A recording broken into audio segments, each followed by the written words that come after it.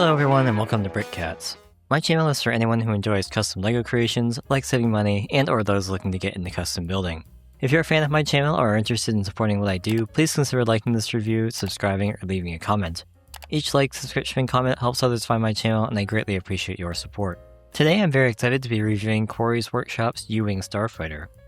Without any substitutions, I was getting the very reasonable $4.79 without shipping and tax, or about $113 with shipping and tax. In my reviews, I offer my opinions on aesthetics and model features, parts issues you might want to look out for, the build experience, the model's integrity, and I close out with my overall impression and pricing information in the conclusion. If you're watching this review, I assume you bought the instructions or are interested in buying them. I also assume a basic level of familiarity with Bricklink's ordering system and LEGO nomenclature. I only use genuine LEGO bricks and I always purchase the instructions. Finally, I create these reviews for my own personal enjoyment and in the hopes that my advice will make your experience more enjoyable and or less expensive.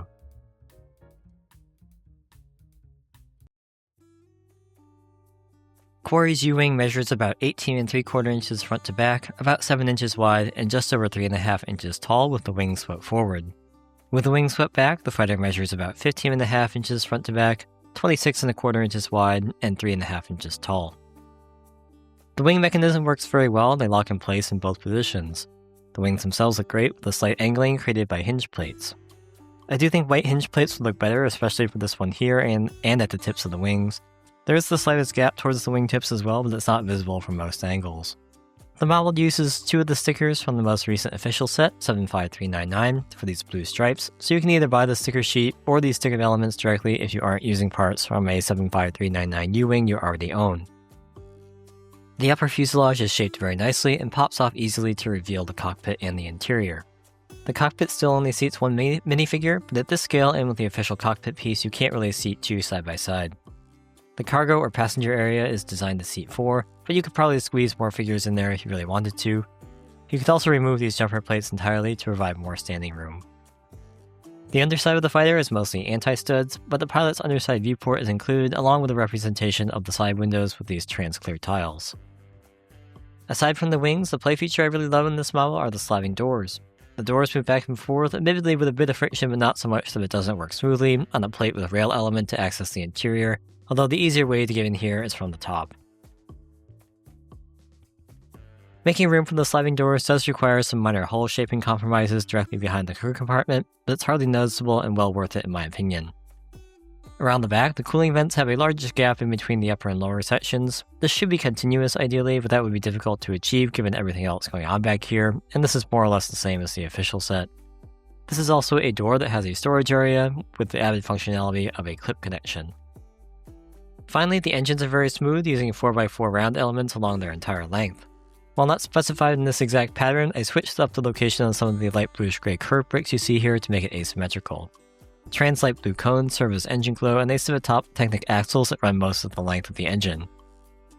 Unfortunately, there's no stand included for this model, but it will work with the universal stand by grinding bricks, or Jerax stand that he has included with his newer X-Wing and TIE Fighter models. Since the U-Wing is a larger ship, you do need a little extra support, but the underside has plenty of studs to work with to make a secure connection. I agree with the designer that this is less of a modification and more of a complete redesign. The result is a model that looks much better than the official sets in terms of play features, and is much closer to the source material. This U-Wing requires 209 elements and 749 pieces. There are no disproportionately rare or expensive pieces, and if you're using the official set to pull parts from, you'll already have the most expensive piece, which is the cockpit windscreen. Thus, this is the rare model review in which there aren't really any logical part substitutions or issues to talk about, which is great for builders. I mentioned in the previous section that swapping those light bluish-gray hinge plates for white would help with color consistently. I didn't make this swap in my pricing research, but that's very simple to do, and it shouldn't add too much additional cost, if any. My only other recommendation is to add 2 1x1 bricks, part 3005, to the parts list for a reason I'll explain in the next section. You can increase the quantity of white 1x1 bricks from 4 to 6.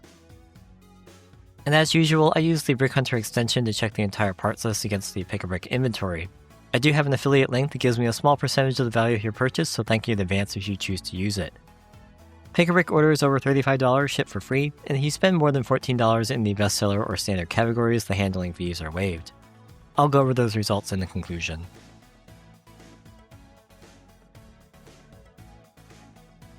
Quarries U-Wing model instructions consist of 282 steps, with each part or subassembly you add in each step outlined in red against a white background. This is fine for visibility, and I didn't have any trouble telling where pieces were going in a given step. Each step usually has you adding just one or two elements, which I thought was a tad conservative, but page turning isn't too much of an issue as there's usually 2 steps per page. The small number of pieces and the excellent instructions means the build goes with good pace, but it took me a little under 3 hours to finish this model without any pre-sorting of pieces beforehand.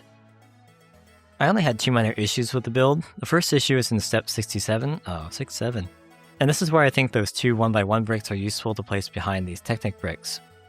They serve as a positive stop in step 69 for the Technic pins that make up the front cannons. Without them, the Technic pins can be pushed in too far. And the second very minor issue is that I thought the graphic in step 108 showing how the doors slide into the rails would be more useful immediately after you place the first door in step 99. Otherwise, you're kind of just trying to figure it out for yourself, and while it's not particularly difficult, for a new builder I can see how this would be a little bit confusing. Overall, these are excellent instructions, and I think this build is appropriate for nearly every skill level. This is a very swishable model and should stand up to most handling. You can pick it up from the back without worrying about anything falling apart or breaking off. Everything back here is very sturdy. I have not experienced the top fuselage come off either, and I purposely tried to dislodge it. The engines are constructed very solidly, and there's no concern about having them break apart. They're also connected to the fuselage very securely. Like I mentioned, the sliding door mechanism isn't the smoothest in my experience, but it does work more or less as advertised. Sometimes it can take a little bit of force to get it to slide back all the way. I've also had the doors come off the tracks after applying some pressure in apparently the wrong place. The designer does make note of this in the model description though.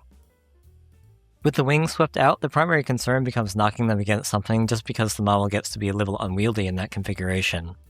I note that with the wings swept back, the fighter no longer sits flat on a table, but tilts back with the shift in the model's center of gravity.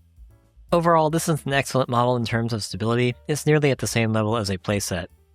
The few things that might be at slight risk of coming loose or getting bumped are all quite easy to put back in place. The structural soundness of the model means that lack of a stand isn't a stability issue, and it also means that if you have this on a stand and it falls off for whatever reason, it's likely not going to be a total loss like a more complicated, less stable model might be.